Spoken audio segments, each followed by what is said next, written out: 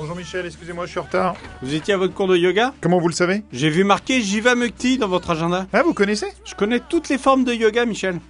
Vous attendez que je vous demande pourquoi? Oui. Eh bien, je le ferai plus tard. Bonjour à tous et bienvenue dans Fort Accord, votre analyse d'après-film en compagnie de Michel, le spécialiste technique de l'émission. Bonjour Michel. Bonjour Michel. Une veste qui s'envole, des marquages techniques au sol, rien ne m'échappe. Et aujourd'hui, vous nous parlez d'un film The Greatest Showman. qui raconte l'histoire de la création du premier cirque qu'on appelait Cirque de Monstres. Exact. Freak show en américain. Mais derrière les femmes à barbe et les nains, ce film est aussi un véritable cirque de Fort Accord. Je vais vous le prouver, Michel. Ah, mais je compte bien là-dessus. C'est pas à toi que je parle. Ah mais je compte bien là-dessus aussi Michel, parce que pour être franc, j'ai adoré ce film et j'en ai pas vu les Forts Accords. Alors commençons. Regardez cette scène. Jeune homme, je vous sais gré de votre franchise. Je fais pause. Vous voyez la veste du père de Charity? Mais très élégante d'ailleurs. Tous les goûts sont dans la nature. Je refais lecture.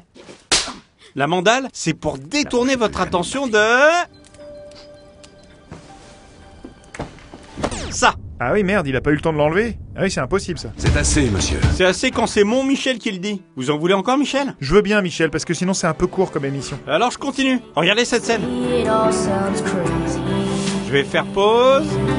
Maintenant, pour que vous puissiez constater avec moi que ce jeune homme ici tient dans ses mains des rouleaux de tissu dont un, je zoome, est plus clair que les autres. Et ce rouleau de tissu va maintenant disparaître juste ici. Ah ouais, bien vu. Pas évident en plus. Hein. Mais ça n'est pas tout. Comme il est maladroit, il va les lâcher. They can say. Et vous constatez que les rouleaux tombent les uns sur les autres. Je constate. Alors comment peuvent-ils s'éparpiller comme ça? Oui bon ok Michel, mais c'est pour avoir un bel effet visuel, on est dans une comédie musicale. Je critique pas ça. Il suffisait simplement de supprimer le gros plan des rouleaux qui tombent. Le credo d'un authentique escroc. Mieux vaut une bonne escroquerie qu'une mauvaise...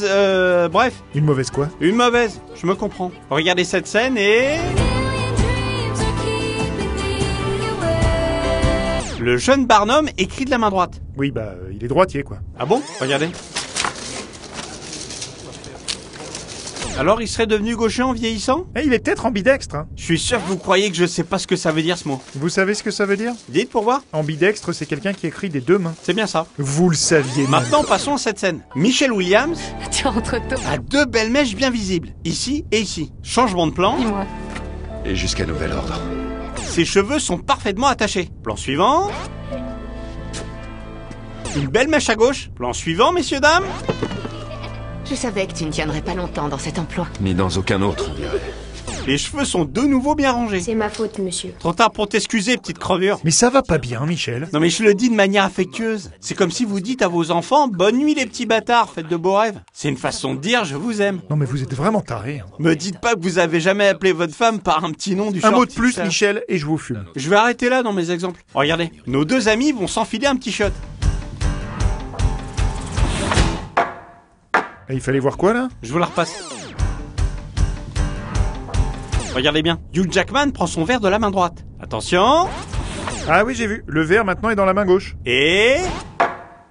revient dans la main droite. Toute publicité est bonne à prendre. J'arrête pas de le dire. C'est pour ça, Michel, que j'ai élaboré On en un... parle plus tard Michel. Vous avez raison, ça n'intéresse pas les gens. Regardez cette séquence. Alors là non, je la connais par cœur, aucun fort accord. Non, en effet. Mais Zac Efron va sauter sur un tabouret et...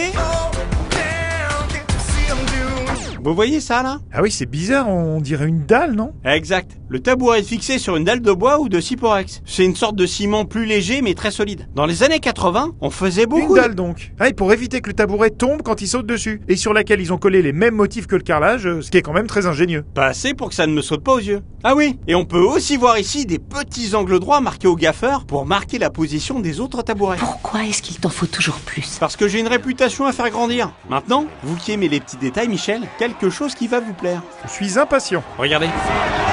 La honte de la ville. Je fais pause sur cet article de journal qui titre Barnum Circus Sparks Protest. Traduction, le cirque de Barnum suscite une manifestation. Et qui commence par This place of amusement was last night, etc., etc. Maintenant, j'avance de 30 minutes environ dans le film et... Il nous a paru percevoir pour la toute première fois.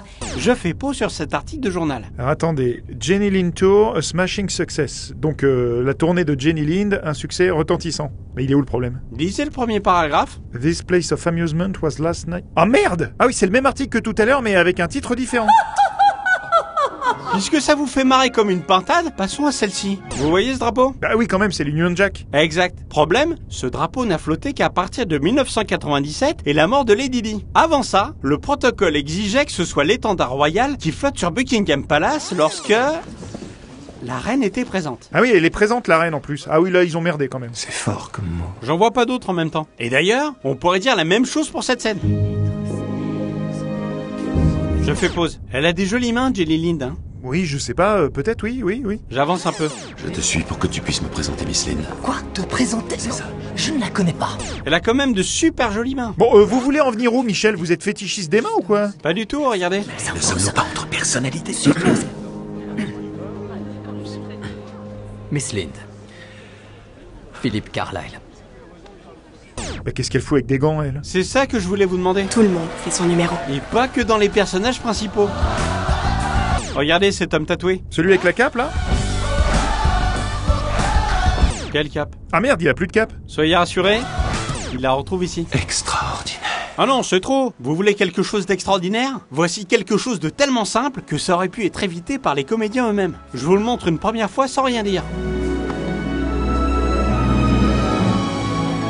Bah, quelque chose m'a gêné, mais je saurais pas dire quoi. Eh ben, je vais vous le dire, moi. Ils vont poser leurs joues l'une contre l'autre. Joue droite contre joue droite. Quand soudain le contre-champ arrive et...